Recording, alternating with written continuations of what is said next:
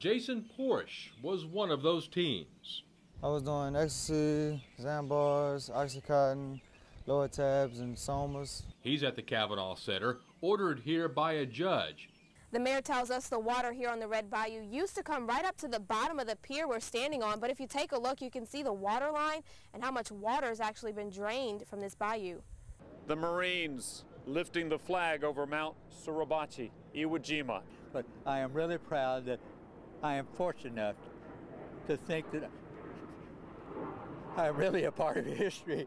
When I look at that memorial, I'll always know that those men did what they thought was right at the time, and we'll do it again. We'll do it again. Nearly 900 music enthusiasts covered the floor of Hirsch Coliseum, and a few music legends and Mayor Cedric Glover took to the stage, all seeking the thrill of breaking a Guinness World Record for the largest guitar ensemble. The record of 1,802 people was set in Germany. Musician James Burton's challenge attracted people from places like Australia, Belgium, Spain, and this gentleman from South Wales. I love playing the guitar, I love James, I love Elvis. The resident Elvis, Ken Hibbler from Dallas, says he wouldn't miss a chance to rock out to one of the King's hits. Thank you very much. It's proud to be a part of history here in Shreveport, where I used to play. So my fans are waiting, so I can't hang around too long. The global ensemble of musicians ages 6 to 96 played in unison to Elvis's "That's All Right, Mama." And the crowd favorite, Hound Dog. In the end, their effort wasn't enough to make it into the Guinness World Record books. No, a new record was not established today. But it didn't discourage Burton. He says he's inspired to try it again next year. We have great talent, we have great people here, and this was a fun thing to do. I want to get all the guitar players together. Today was a wonderful day. And with that, the maybe second largest guitar ensemble raises their guitars knowing they gave a great effort at making history. Up and down the sidewalk. This was one of Jashaylin's good days when I went to visit. She felt like going out for one of her favorite activities, riding her bike.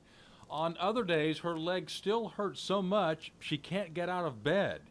It reminds her mom of that time 5 years ago. She stopped walking for about 2 weeks, just straight, no walking. You couldn't even touch her without her whole body was in pain. When Jashaylin was just 3 years old, her mom happened to have a St. Jude calendar filled with pictures of cancer-stricken children. Little did she know that someday soon her own daughter would get that awful diagnosis, and she would be featured in a St. Jude publication. A trip to the local ER led to the diagnosis of cancer, acute leukemia lymphoma. Then came a months-long trip to St. Jude Hospital in Memphis. Leaving everything behind just to go to fight for her life. Jashaylin underwent intense chemotherapy that attacked the cancer, but robbed her of that girly hairdo. A lot of people mistaken her for a little boy. Even though we had little dresses on her, they still used to call her a little boy, you know. You didn't like that, huh? But it worked. Her cancer's been in remission for 2 years, and her hair came back.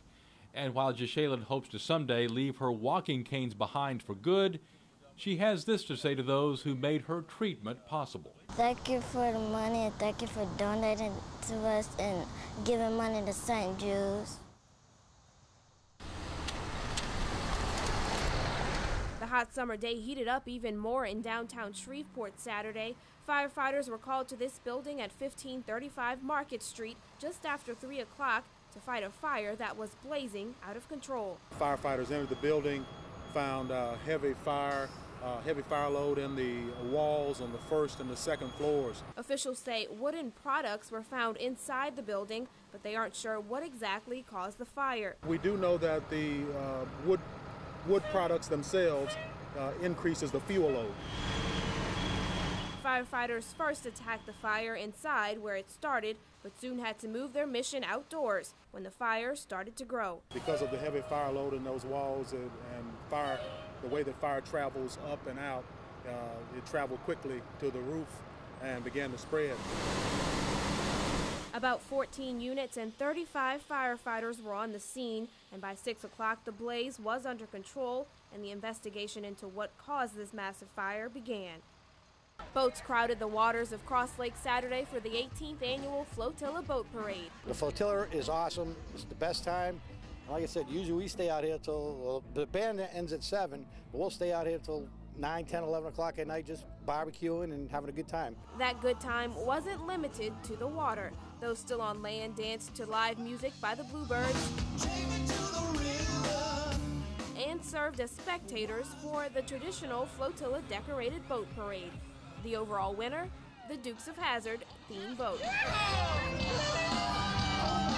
But new to this year's festival was the Crazy Hat Contest. We're trying to encourage more people to come out by land. It's a beautiful facility here at the American Legion.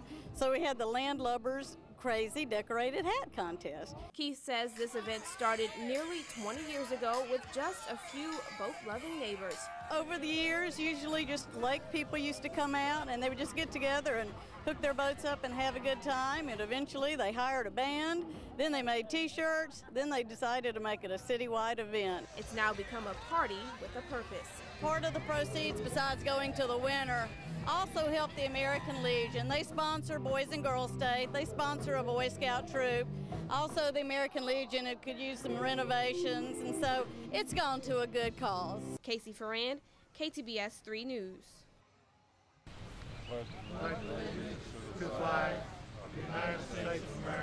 The Pledge of Allegiance to the Stars and Stripes was written more than a century ago, and today Americans still honor it as a symbol of unity. And for thousands of veterans, the flag holds a special meaning. When we served, we many times would salute the flag several times daily.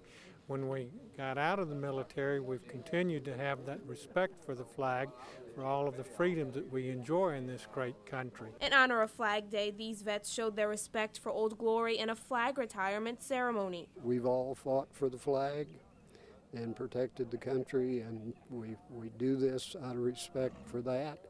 Our active forces that are out there fighting for the country today, and all the departed veterans. American Legion Post 14 Commander Dennis Ingdahl says they follow a strict flag code to dispose of torn and tattered flags properly. A lot of people just throw them in the trash or throw them in their burn barrel. That's not the proper way of doing it. Flags need to be retired in a respectful, honorable method. And these men hope to teach younger generations to also respect their country's symbol of freedom. Definitely we need to show respect to the flag and our country and the people who are over there fighting for our freedom, because freedom does not come free.